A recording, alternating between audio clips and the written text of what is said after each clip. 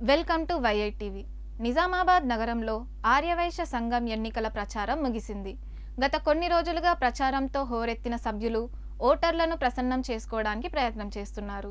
ఇందులో భాగంగా నిజామాబాద్ నగరంలోని ప్రైవేట్ కమ్యూనిటీ హాల్లో మాణిక్ భవన్ పాఠశాల అధ్యక్ష అభ్యర్థి బెజవాడ హనుమంతరావు మీడియా సమావేశాన్ని ఏర్పాటు చేశారు. ఈ సందర్భంగా ఆయన మాట్లాడుతూ, అభివృద్ధి చేయడం కోసం తన ప్యానెల్ ఈ ఎన్నికల్లో నిలబడ్డామని, కావున పట్టణ ఆర్యవైశ్యులు విజ్ఞతతో ఓటు వేసి తమను భారీ మెజారిటీతో గెలిపించాలని ఆయన కోరారు. గత పాలకుల నిర్లక్ష్యంతో ఇప్పటికే పాఠశాలలో విద్యాబోధన కుంటుపడిందన్నారు. నిజామాబాద్ నగరంలో ఆర్యవైశ్య ఎన్నికలు ఎమ్మెల్యే, ఎంపీ ఎన్నికలను తలపిస్తున్నా బరిలో ఉన్నవారు పోటాపోటీగా ప్రచారాలను నిర్వహిస్తున్నారు. దీంతో అంతా మేనిఫెస్టోలతో ఓటర్లను ప్రసన్నం చేసుకుంటున్నారు. పట్టణ సంఘం ఎన్నికల్లో భాగంగా పట్టణ సంఘం అభ్యర్థి అర్వేపల్లి పురుషోత్తం గుప్తా మీడియా సమావేశం ఏర్పాటు చేశారు. ఈ సందర్భంగా ఆయన మాట్లాడుతూ, పేద ఆర్య వైశ్యుల కోసం ఎన్నో పథకాలను ఏర్పాటు చేస్తున్నామని, తమకు పట్టణ సంఘం అధ్యక్షుడిగా ఒక్కసారి అవకాశం ఇస్తే పేద ఆర్య వైశ్యులకు అవసరమైన ఆర్థిక సహాయం అందజేస్తామని ఆయన తెలియజేశారు. వాసవి మాతా కీ జై. నిజామాబాద్ పట్టణ ఆర్యవైశ్య సంఘం శాశ్వత సభ్యులందరికీ విన్నపము. నేను Gajavada Hanumantharao, retired chief engineer, Manik భవన్కు అధ్యక్ష అభ్యర్థిగా పోటీ చేస్తున్నాను. నేను మా ప్యానెల్ మెంబర్ల మీద మీరు నమ్మకం ఉంచి గెలిపిస్తే మేము బోర్గాం బ్రిడ్జ్ పక్కన గల మన పాఠశాల స్థలంలో ఒక నాలెడ్జ్ సెంటర్ కూడా కంప్లీట్ చేస్తామని, గోలి విశ్వనాథ్ భవన్ కూడా కంప్లీట్ చేస్తామని తెలుపుకుంటున్నాము. అలాగే మాణిక్ భవన్ స్కూల్ ఆఫ్ ఎక్సలెన్సీకి బస్సు సౌకర్యాన్ని తిరిగి పునరుద్ధరిస్తాము. ఎన్సిసి స్కౌట్స్ కూడా తిరిగి పునరుద్ధరిస్తాము. పాఠశాల యొక్క లావాదేవీలు పారదర్శకంగా బ్యాంకు ద్వారా నడిపిస్తాము.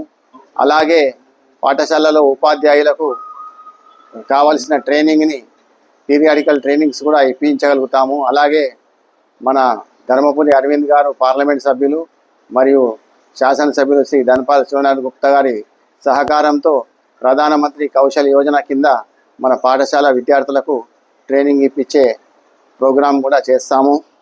అలాగే ప్రతి 3 నెలలకోసారి పేరెంట్స్ తోటి, గ్రాండ్ పేరెంట్స్ తోటి పిల్లల బాగుల గురించి కూడా మీటింగులు పెడతాము.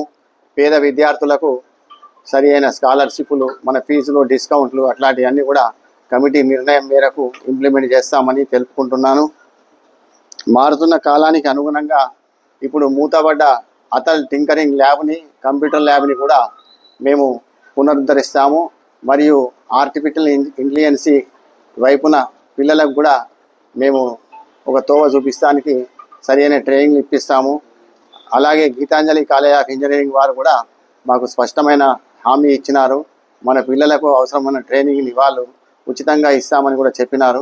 ఆ దిశగా కూడా మేము ప్రయత్నం స్టార్ట్ చేస్తాము. అలాగే మాణిక్ భవన్ స్కూల్లో కూడా నాటి పెద్ద మనుషులు ఏదైతే జూనియర్ కళాశాలకు ఫౌండర్స్ ఉన్నారో పద్మ సత్యయ్య గుప్తా గారు, గోలి చిదంబర్ గారు, పడకండి లక్ష్మీనారాయణ గుప్తా గారు మొదలైన వారి గురించి స్మారకంగా కూడా మేము ఒక భవనాన్ని నిర్మిస్తాము. ఇప్పుడు మన చరిత్ర, మన పాఠశాల చరిత్ర, సంఘ చరిత్ర కూడా ఎవరికి తెలియకుండా అయిపోయింది. మాకు అధికారం ఇస్తే మేము ఒక మ్యూజియం ఏర్పాటు చేసి మన సంఘం ఎలా వచ్చింది, మన పాఠశాల ఎలా వచ్చింది, ఏ విధంగా అభివృద్ధి చెందింది, ఎవరెవరు కష్టపడ్డారు, అలాగే అధ్యాపకులలో కూడా ఎవరెవరు మన పాఠశాలకు డెవలప్మెంట్కు దోహదపడ్డారో వాళ్ళందరూ కూడా గుర్తుండే విధంగా ఒక చిన్న మ్యూజియాన్ని కూడా ఏర్పాటు చేస్తామని తెలుపుకుంటున్నాను. ఈ అవకాశం ఇచ్చినందుకు మీకు ధన్యవాదములు. దయచేసి మీరు దయచేసి విఘ్నతతో ఆలోచించి మా ప్యానెల్లో ఉన్న విద్యార్థికులు, అనుభవం ఉన్న అధ్యాపకులు ఉన్నారు, నాలాంటి రిటైర్డ్ చీఫ్ ఇంజనీర్లు ఉన్నారు. కాబట్టి దయచేసి మీరు ఆలోచించి మాకు ఓటేయండి. లేకపోతే గత 2 సంవత్సరాలలో 20 సంవత్సరాలు వెనక్కి మన స్టాండర్డ్ పోయింది. నేను మాణిక్ భవన్ స్కూల్ పూర్వ విద్యార్థినే. మాణిక్ భవన్ చరిత్రలో 10th క్లాస్ ఎప్పుడు కూడా 75% తగ్గలేదు, 53% వచ్చిందంటే నా మనసు ఎంతో కలిసివేసింది. అందుకోసమే నేను పాఠశాలకు పని చేయాలని చెప్పే ఉద్దేశంతో ఇక్కడికి రావడం జరిగింది. కాబట్టి మీరందరూ కూడా విఘ్నతతో ఆలోచించి నాకు, మా ప్యానెల్ మెంబర్స్ అందరికి కూడా ఓటు వేయగలరు. నేను ఒక్కనే గెలిచి మెజార్టీ లేకుండా కూడా నేనేం చేయలేను. కాబట్టి మరి ఒకసారి విజ్ఞప్తి చేస్తున్నా, నాకు మా ప్యానెల్ మెంబర్లందరికీ కూడా ఓటేసి గెలిపించాలని ప్రార్థిస్తున్నాను. జై భారత్. జై జై భారత్.